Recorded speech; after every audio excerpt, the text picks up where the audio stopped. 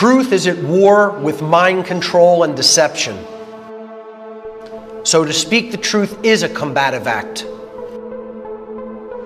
I do this because I see presenting this information as a personal moral obligation to speak the truth to people so that they can make informed decisions about what's going on around them in their lives.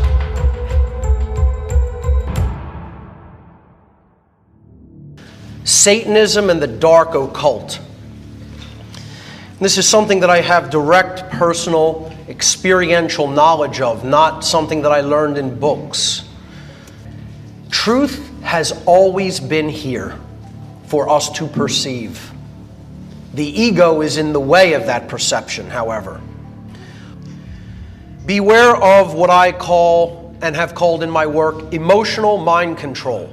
Emotional mind control means that you're going to gauge information based upon how it makes you feel, as opposed to looking at the actual data and trying to determine whether it is actually true or not. Okay? So, two things that I ask everyone always to do when I present is set aside your personal perceptions of me as the presenter. I'm not the important one here. Okay? The information is what is important. So if you don't get distracted by the sound of my voice, my tone, how I dress, what I look like, all these things are trivial.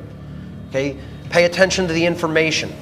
And be consciously aware that if you reject information just based upon how it makes you feel, that is a logical fallacy. You cannot gauge the veracity or the truthfulness of information upon a visceral emotional reaction that you may have to it in the moment. So I tell people, ignore this information that I'm about to present here today due to your own ego bullshit at your own peril. The other thing I want to say to people whose ego might be a little bit, run away is, and I hear this all the time when I start to talk to people about the occult. They'll say to me, I don't believe in that stuff. That's somebody else's religious belief, and therefore it has no effect upon me. Well, you don't need to believe in something that someone else believes in for it to have a profound impact in your life. I look at it as possibly the most naive and foolish mindset on the face of the earth to say, well, I don't need to look at that stuff because I don't believe that it's real, and so I don't think it can have any effect upon me. I tell people this is the equivalent of stating, no one's crazy religious beliefs can possibly affect me, even if they violently act upon those beliefs in a way that can do me extreme harm. I mean, that's insanity. There are a lot of religious extremists out there in the world, and they're willing to act upon their extremist, nonsensical belief system. It doesn't make a difference whether you believe in what they believe. You don't need to believe in what they believe. They believe in it, and they're willing to act upon it. This is just common logical sense. Extremists that go and shoot up Planned Parenthood, you can get caught in the crossfire as you're walking to work. Extremist Islamic religionists can do crazy violent acts, and people can be affected. You don't need to believe in what they believe in. So please keep that in mind moving forward with when I talk about the belief systems of the people who are currently running the world. The other question I ask people when I talk about the occult is, who are you willing to listen to? Are you willing to listen to somebody who just read about it in book knowledge? They took it secondhand. Or are you willing to listen to people like myself and Jay Parker who were directly involved? We came from the other side. We came from the other team. I was a priest within the religion of Satanism for years. The word occult is derived from the Latin adjective occultus. Occultus means hidden from sight. A lot of people think occult means evil. It does not. It never has meant evil. It only means hidden. Okay, the Latin adjective occultus, meaning hidden, comes from the Latin verb occultare, which means to hide or to conceal or to keep secret. These terms are both derived in turn from the Latin noun oculus, meaning eye. So occultism is related to vision. It is related to what we are capable of seeing, capable of perceiving or not perceiving. C.W. Leadbeater, an occultist from the 20th century, said, "How shall we define occultism? The word is derived from the Latin occultus, meaning hidden, so that it is the study of the hidden laws of nature. Since all the great laws of nature are in fact working in the invisible world, far more than in the visible, occultism involves the acceptance of a much wider view of nature than that which is ordinarily taken. The occultist then is the man who studies all of the laws of nature that he can reach or of which he can hear. And as a result of his study, he identifies himself with these laws and devotes his life to the service of evolution." This is what true occultism is. It is the recognition of the laws that ultimately govern the universe, and it is the study of those laws. Though, as we will see, those laws are operating in the personal domain and they're operating in the physical domain. So they're operating in the physical and the metaphysical domains.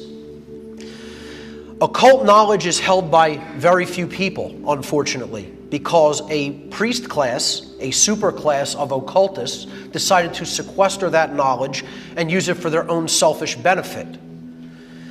The masses of humanity remain ignorant to what occultism is and to its influence in their daily lives. That's why the world is enslaved. That's why people can continue to be manipulated and controlled, because there's a small class of people who know all about these laws of nature, and there's a huge body of people who don't want to learn them because of the responsibility that is carried with that knowledge. Ultimately, folks, occultism is nothing but hidden knowledge. And it is hidden psychological knowledge, ultimately, which we're going to get to. What knowledge does occultism hide? Well, what is this hidden knowledge that we're talking about? Occultism is a body of science which is not widely known to the general population, consisting of hidden knowledge about the workings of the human psyche and the laws of nature. In other words, both the seen laws, which are the physical laws, and the unseen laws, which are spiritual laws. The minor arcana of occult knowledge, meaning the lesser knowledge or the microcosmic knowledge, the knowledge of the inner world, consists of knowledge of the human self, the human psyche, and how it operates, how it can be manipulated, what its motivations are. Okay? There's a body of knowledge that deals with the greater laws of the universe, the major arcana, the macroscopic laws, the knowledge of the heavenly bodies, all of the forces of nature, and natural law. Natural law is what I call cosmic moral law, universal moral law. The major arcana also consists of the physical laws of science, which in many cases are occulted, because the people who are in control don't want us to even understand how the physical world really works, let alone the metaphysical, spiritual laws. So this is the knowledge that ultimately occultism is comprised of. And I always ask people when I explain these two bodies of knowledge, what knowledge of any true importance is not contained in those two bodies of knowledge? And if you kept those two bodies of knowledge secret from other people and you sequestered it, how much of a number do you think you could do on people who just remain completely ignorant of that information? You think you can completely control them? Well, I don't think that that's been done. I know it's been done. Another thing people will argue and debate is that no one should be looking into the occult at all. Oh, don't look into that stuff, it's bad. Well, we already dismissed that myth that this is just something that's bad. It just means hidden. What happens with it is determined upon what kind of consciousness the individual or groups of people are doing with that knowledge. How do we use it? You know, that's the main question that needs to be asked. How is this knowledge being used? It's not that we shouldn't look into it or understand it. It's a neutral tool, as is all knowledge. All knowledge is neutral. There is no such thing as good knowledge or bad knowledge. There's just knowledge and what we do with it. So the consciousness of the wielder of this knowledge determines whether that information and knowledge is going to be used for good or evil. It's like you could take a very sharp knife and you could cook a healthy meal. You could prepare a healthy meal for your family and friends with it. And that would be something that is good. Or you could take that knife and you can go out and rob somebody with it at knife point, which is an act of coercion and evil. It's the same knife. It's the same tool. A different consciousness is wielding the tool for a different purpose. I think people have to be much more grown up about how they think about occult knowledge. This is not something that is forbidden. Occultists, dark occultists, want us to think of it as forbidden so that we don't learn what they know and start empowering ourselves with it. Occult knowledge is, however, a double-edged blade. The knowledge contained within the occult sciences can be used for good, the uplift of human consciousness, or evil, manipulation, control, and slavery. I consider myself a de-occultist, meaning I am trying to unveil, unhide this information so that it can be given to everyone on an equal basis. They can understand how it is being used and they can empower themselves with it. Then the playing field is leveled. That's real equality. That's going to be the pathway to real freedom, is this knowledge. Dark occultists, on the other hand, always hide this knowledge for only one reason. They hide it in order to create and maintain a power differential between those who hold this kind of knowledge and those who remain ignorant of it. Dark occultists work through fear and manipulation to bring about compliance with their own selfish will. That is dark magic. Their work, their dark great work, is always done in secrecy, and it is constantly contravening the freedom and prosperity of all but themselves. Dark occultists have completely infiltrated and permeated all institutional walks of life on this planet.